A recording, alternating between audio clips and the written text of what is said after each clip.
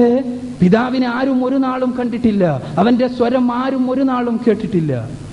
യേശുവാണ് സംസാരിക്കുന്നത്. യേശുവിന്റെ സ്വരം കേൾക്കുന്ന, യേശുവിനെ കാണുന്ന ആളുകളോട് അദ്ദേഹം പറയുകയാണ്, പടച്ച തമ്പുരാനുണ്ടല്ലോ, അവനെ ആരും കണ്ടിട്ടില്ല, അവന്റെ സ്വരം ആരും കേട്ടിട്ടില്ല.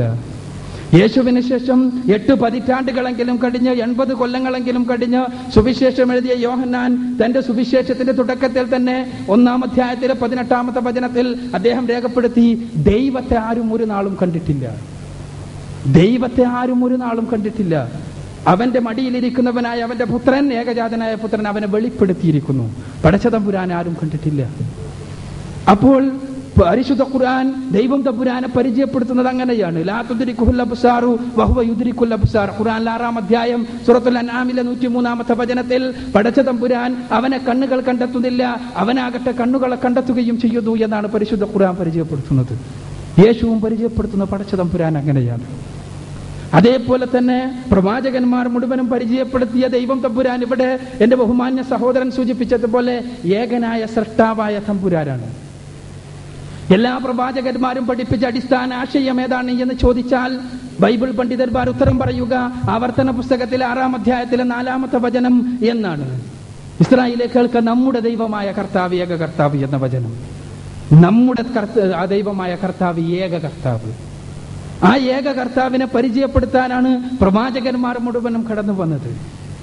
യേശു ക്രിസ്തു അതിൽ നിന്ന് വ്യത്യസ്തമായി ഒരു സുഹൃത്ത് ഇവിടെ സൂചിപ്പിച്ചതുപോലെ വിഷയവുമായി ബന്ധപ്പെടുന്നത് കൊണ്ട് സൂചിപ്പിക്കുകയാണ്, ഒരു ത്രിയേക ദൈവത്തെ പരിചയപ്പെടുത്തിയതായി നാം ബൈബിളിൽ നിന്ന് വായിക്കുന്നില്ല. യേശുവിനോട് ഏറ്റവും പ്രധാനപ്പെട്ട കൽപ്പന ഏതാണ് എന്ന ചോദ്യം ഫരിസേയരിൽപ്പെട്ട ഒരാൾ വന്ന് ചോദിച്ചപ്പോ അദ്ദേഹം നൽകുന്ന മറുപടി മർക്കോസിന്റെ സുവിശേഷത്തിലെ 12-ാം അധ്യായത്തിലെ 29-30 വചനങ്ങളിൽ രേഖപ്പെടുത്തപ്പെട്ടിട്ടുണ്ട്. എന്താണ് യേശു നൽകുന്ന മറുപടി? ഇസ്രായേലിലെ കേൾക്ക, നമ്മുടെ ദൈവമായ കർത്താവ് ഏക കർത്താവ്. നമ്മുടെ ദൈവമായ കർത്താവിനെ നീ പൂർണ്ണ ഹൃദയത്തോടെയും പൂർണ്ണ മനസ്സോടെയും പൂർണ്ണാത്മാവോടെയും പൂർണ്ണ ശക്തിയോടുകൂടെയും സ്നേഹിക്കുക. അതാണ് 1-ാമത്തെ കൽപ്പന. നമ്മുടെ ദൈവം, യേശുവടക്കമുള്ള മുഴുവൻ ആളുകളുടെയും ദൈവമായ കർത്താവ് ഏക കർത്താവ്. പരിശുദ്ധ ഖുർആൻ യേശുവിന്റെ ഉപദേശമായി ആവർത്തിച്ച് പറയുന്ന കാര്യം അത് തന്നെയാണ്. ഇന്നല്ലാഹ റബ്ബി വ റബ്ബുക്കും ഫഅബ്ദുഹു ഹാദാ സിറാത്തും മുസ്തഖീം. ഖുർആനിലെ 3-ാം അധ്യായം സൂറത്ത് ആൽ ഇംറാനിലെ 51-ാമത്തെ വചനത്തിൽ യേശു ക്രിസ്തു പറയുന്നതായി.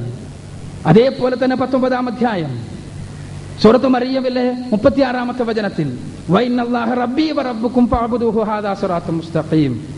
പരിശുദ്ധ ഖുർആനിൽ തന്നെ വീണ്ടും പറയുന്നു. ഖുർആനിലെ 43-ാം അധ്യായം സൂറത്ത് സുഖ്റൂഫിൽ 64-ാമത്തെ വചനത്തിൽ ഇന്നല്ലാഹ ഹുവ റബ്ബി വ റബ്ബുക്കും ഫഅബ്ദുഹു ഹാദാ സിറാത്തും മുസ്തഖീം. യേശു പറഞ്ഞത്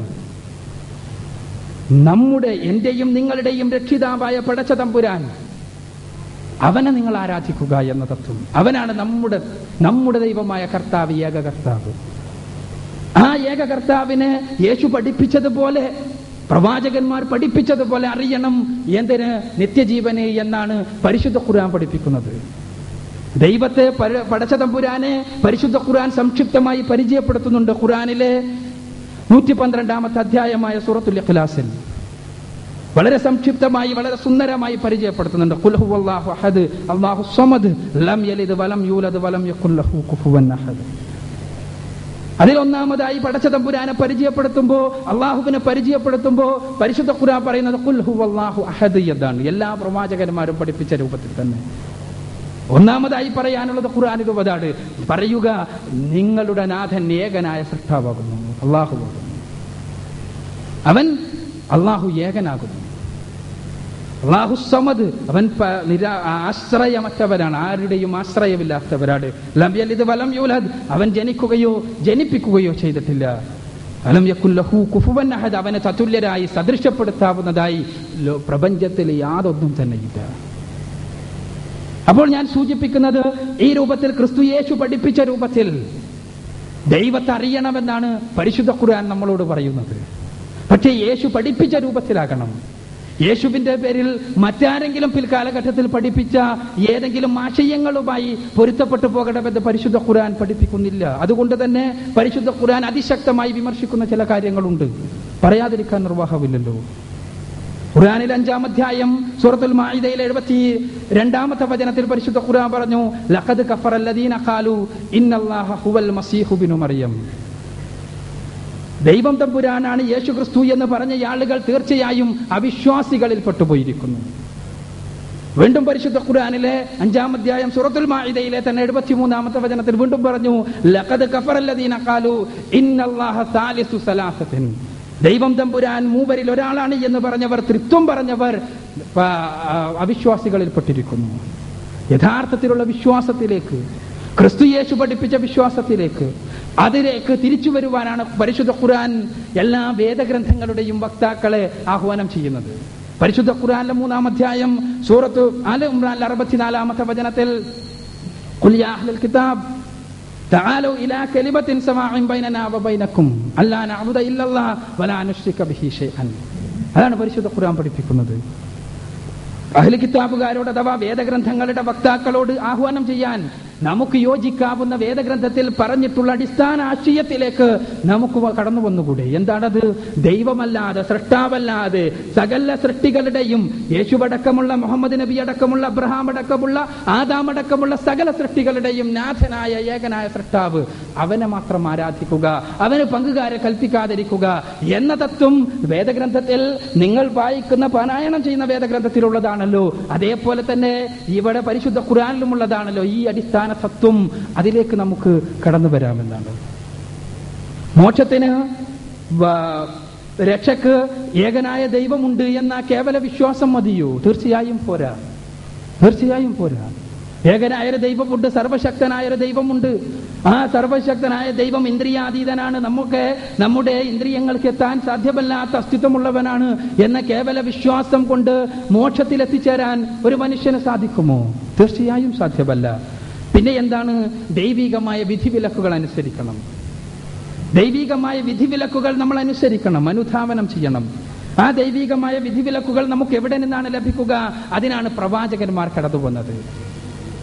പരിശുദ്ധ ഖുർആൻ പരിചയപ്പെടുത്തുന്നത് അതാണ്. പ്രവാചകന്മാർ കടന്നു വന്നത് ഈ വിധിവിലക്കുകൾ പഠിപ്പിക്കുവാൻ വേണ്ടിയാണ്. ദൈവികമായ വിധിവിലക്കുകൾ, എന്താണ് ധർമ്മമെന്ന്, എന്താണ് അധർമ്മമെന്ന് പഠിപ്പിക്കാൻ. പരിശുദ്ധ ഖുർആനിലെ 35-ാം അധ്യായം സൂറത്തുൽ ഫാത്തിറിലെ 24-ാമത്തെ വചനത്തിൽ പരിശുദ്ധ ഖുർആൻ അർത്ഥശങ്കക്കിടയില്ലാത്ത വണ്ണം പഠിപ്പിക്കുകയാണ്. വൈൻ മിൻ ഉമ്മത്തിനില്ലാ ഖലാഫിഹാ നദീർ. ഒരൊറ്റ സമുദായവും യഥാർത്ഥത്തിൽ ഒരു മുന്നറിയിപ്പുകാരന്റെ, ഒരു പ്രവാചകന്റെ, ഒരു ദൈവദൂതന്റെ ആഗമനം ഉണ്ടാകാതെ ഒരു സമുദായവും കഴിഞ്ഞു പോയിട്ടില്ല. എല്ലാ സമുദായങ്ങളിലേക്കും ദൈവദൂതന്മാർ കടന്നു വന്നിട്ടുണ്ട്. അപ്പോ ആ ദൈവദൂതന്മാരെ ദൈവദൂതന്മാരായി മനസ്സിലാക്കണം. ഇവിടെ യേശു പറഞ്ഞല്ലോ, ഏക സത്യദൈവമായ നിന്നെയും നീ അയച്ചിരിക്കുന്ന യേശു ക്രിസ്തുവിനെയും അറിയുന്നതാണ് നിത്യജീവനെന്ന്. ഇവിടെ യേശുവിനെ യേശു എങ്ങനെ പരിചയപ്പെടുത്തി, ആ രൂപത്തിൽ നമ്മൾ യേശുവിനെയും അറിയണം. അപ്പോഴേ നിത്യജീവൻ ലഭിക്കൂ. ആരെങ്കിലും യേശുവിനെ കുറിച്ച് പറഞ്ഞത് അനുസരിക്കുവാൻ നമ്മൾ ബാധ്യസ്ഥരല്ല. കാരണം യഹൂദന്മാർ യേശുവിനെ കുറിച്ച് പറഞ്ഞത് അദ്ദേഹം ഒരു വ്യഭിചാരപുത്രനാണ് എന്നാണ്. നഊദു ബില്ലാഹ്. പരിശുദ്ധ ഖുർആൻ അതിനെ ശക്തമായി വിമർശിക്കുന്നുണ്ട്. പരിശുദ്ധ ഖുർആൻ അതിനെ ശക്തമായി വിമർശിക്കുന്നുണ്ട്. അതുകൊണ്ടാണ് യേശുവിനെയും മാതാവിനെയും കുറിച്ച് ഇത്ര വലിയൊരു തെറ്റ്, കുറ്റം പറഞ്ഞത് കൊണ്ടാണ് യഹൂദന്മാർ ശപിക്കപ്പെട്ടത് എന്ന് വരെ പരിശുദ്ധ ഖുർആൻ സൂചിപ്പിക്കുന്നുണ്ട്. നമുക്കത് വിശ്വസിക്കാൻ ബാധ്യസ്ഥതയില്ല. അതേപോലെ തന്നെ യുക്തിവാദികൾ, നിരീശ്വരവാദികൾ ഇപ്പോൾ വന്നുകൊണ്ട് പറയുന്നു കൃഷ്ണനും ക്രിസ്തുവും ഒന്നും ജീവിച്ചിരുന്നിട്ടില്ല. അങ്ങനെ ആളുകളെ ഇല്ല, മിത്തുകളാണ്. അങ്ങനെ ആളുകളെ ജീവിച്ചിരുന്നിട്ടില്ല, കേവല മിത്തുകളാണ്. അത് വിശ്വസിക്കുവാൻ നമ്മൾ ബാധ്യസ്ഥരല്ല. നമുക്ക് യേശുവിനെ കുറിച്ച് യേശു എന്ന് പരിചയപ്പെടുത്തി, അതാണ് നാം വിശ്വസിക്കേണ്ടത്. യേശു പറഞ്ഞത് ഏകസത്യ ദൈവമായ നീ അയച്ചിരിക്കുന്ന യേശു ക്രിസ്തു, അയക്കപ്പെട്ടവനാണ് ഞാൻ. യേശു സ്വന്തത്തെ കുറിച്ച് എന്താണ് പരിചയപ്പെടുത്തിയത് എന്ന് നമുക്ക് ബൈബിളിലെ പുസ്തകങ്ങളിൽ കാണാൻ കഴിയും, പരിശുദ്ധ ഖുർആനിലും കാണാൻ കഴിയും. യേശു സ്വന്തത്തെ കുറിച്ച് പരിചയപ്പെടുത്തിയത് ബൈബിളിൽ നമുക്ക് മത്തായിയുടെ സുവിശേഷത്തിൽ 13-ാം അധ്യായത്തിൽ 58-ാമത്തെ വചനത്തിൽ യേശു പറയുന്നത് സ്വന്തത്തെ കുറിച്ച് പ്രവാചകൻ എന്നാണ്.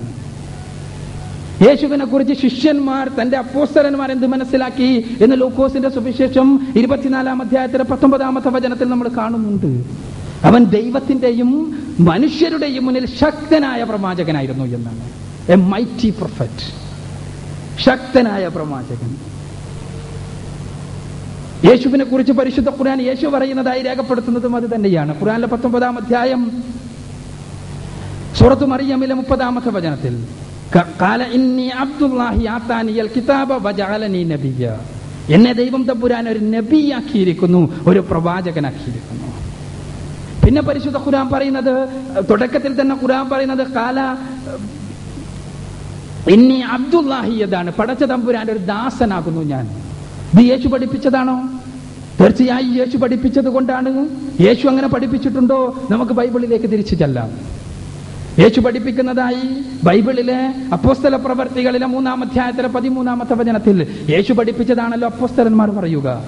യേശുവിന് ശേഷം അപ്പോസ്തലന്മാർ പറയുകയാണ്, അബ്രഹാമിന്റെയും ഇസാക്കിന്റെയും യാക്കോബിന്റെയും നമ്മുടെ പൂർവ്വ പിതാക്കളുടെയും ദൈവം അവന്റെ ദാസനായ യേശുവിനെ മഹത്വപ്പെടുത്തി. യേശു ആരാണ്? അവന്റെ ദാസനാണ്. ഖാല ഇന്നി അബ്ദുല്ലാഹി, ഞാൻ ഒരു ദാസനാകുന്നു. യേശു സ്വയം പരിചയപ്പെടുത്തുന്നത് അങ്ങനെയാണ്. അപ്പോസ്തലന്മാർ അദ്ദേഹത്തെ കുറിച്ച് മനസ്സിലാക്കിയത് യേശു ക്രിസ്തു ഒരു പ്രവാചകനാണ്, ദൈവത്തിന്റെ ദാസനാണ് എന്നതാണ്. വീണ്ടും അപ്പോസ്തലന്മാർ മനസ്സിലാക്കിയത് അവൻ നമ്മുടെ എല്ലാവരുടെയും നേതാവാണ് എന്നതാണ്. നേതാവ് എന്ന് പറഞ്ഞാൽ എന്താണ് അർത്ഥം? നേതൃത്വം വഹിക്കുന്നവൻ, മുന്നിൽ നടക്കേണ്ടവൻ, അനുഗമിക്കപ്പെടേണ്ടവൻ. നേരത്തെ പറഞ്ഞതുപോലെ എന്നെ അനുഗമിച്ചാൽ നിങ്ങൾ ഇരുളിൽ നടക്കുകയില്ല എന്ന് പറയാൻ ശക്തിയുള്ളവരാകണം നേതാവ്. യേശുവിനെ കുറിച്ച് പറയുന്നത് നമുക്ക് മത്തായിയുടെ സുവിശേഷം 23-ാം അധ്യായത്തിലെ 10-ാമത്തെ വചനത്തിൽ നമ്മൾ വായിക്കുന്നു. അവൻ നമ്മുടെ നേതാവാണ്. ഭൂമിയിൽ ഒരു നേതാക്കളും നിങ്ങൾക്കുണ്ടാകരുത്, കാരണം യേശു ക്രിസ്തു നമ്മുടെ നേതാവാണ്. ഞാൻ സൂചിപ്പിക്കുന്നത് യേശുവിനെ ഏകസത്യ ദൈവമായ നിന്നെയും നീ അയച്ചിരിക്കുന്ന യേശു ക്രിസ്തുവിനെയും അറിയുന്നതാകുന്നു നിത്യജീവൻ. ആ നീ അയച്ചിരിക്കുന്ന യേശു ക്രിസ്തു, അദ്ദേഹത്തെ നമ്മൾ എങ്ങനെ അറിയണം? യേശു പഠിപ്പിച്ചതുപോലെ അറിയണം. അതാ ഞാൻ പറഞ്ഞത്, യേശു പഠിപ്പിച്ചത് പരിശുദ്ധ ഖുർആനിന്റെയും ബൈബിളിന്റെയും അടിസ്ഥാനത്തിൽ. യേശു പഠിപ്പിച്ചത് ഒരു പ്രവാചകൻ, ദൈവത്തിന്റെ ദാസൻ, നേതാവ് എന്നാണ്. ഇനി എന്തിനാണ് ഒരു പ്രവാചകൻ അറിയുന്നത്? പ്രവാചകൻ അറിയുന്നത് ഇങ്ങനെ ഒരു പ്രവാചകൻ ഉണ്ട് എന്നറിയാനല്ല, മറിച്ച് ധർമ്മത്തെയും അധർമ്മത്തെയും വ്യവച്ഛേദിച്ച് മനസ്സിലാക്കി തരേണ്ടത് പ്രവാചകനാണ്, ദൈവദൂതനാണ്. ഏത് പ്രവാചകനായിരുന്നാലും മനുഷ്യരെ പാപത്തെയും പുണ്യത്തെയും കുറിച്ച്, സത്യത്തെയും അസത്യത്തെയും കുറിച്ച് പഠിപ്പിക്കേണ്ടത് പ്രവാചകന്മാരാണ്. ഇവിടെ പാപത്തെക്കുറിച്ച് യേശു ക്രിസ്തു എന്ത് പഠിപ്പിച്ചു? പുണ്യത്തെക്കുറിച്ച് യേശു ക്രിസ്തു എന്ത് പഠിപ്പിച്ചു? നമ്മൾ പരിശോധിക്കേണ്ടതാണ്. ഞാൻ പറഞ്ഞല്ലോ, എന്നെ അനുഗമിക്കുന്നവൻ ഇരുളിൽ നടക്കുകയില്ല.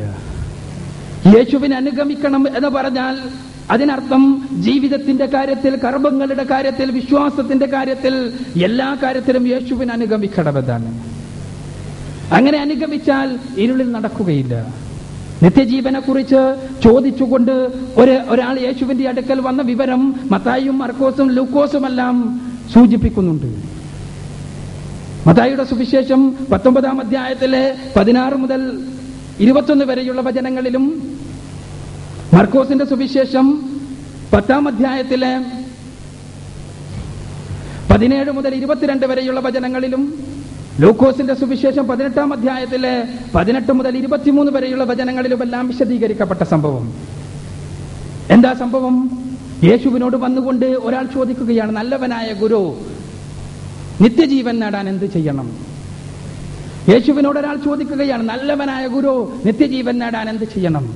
ഉടനെ തന്നെ ഇയാളുടെ സംസാരത്തിൽ തന്നിൽ ദിവ്യത്വം ആരോപിക്കുന്ന എന്തോ ഉണ്ടോ എന്ന് സംശയിച്ച ക്രിസ്തു യേശു മറുപടി പറയുന്നു, എന്നെ നല്ലവൻ എന്ന് വിളിക്കുന്നത് എന്ത്? എന്നെ നല്ലവൻ എന്ന് വിളിക്കുന്നത് എന്ത്? സ്വർഗസ്ഥനായ പിതാവല്ലാതെ മറ്റാരും നല്ലവരില്ല. യേശുവിൽ ഏതെങ്കിലും തരത്തിലുള്ള ദിവ്യത്വം ആരോപിക്കുന്ന ഒരു പ്രവണത ഉണ്ടോ എന്ന് സംശയിച്ചപ്പോൾ അദ്ദേഹം ഉടനെ തിരുത്തുകയാണ്.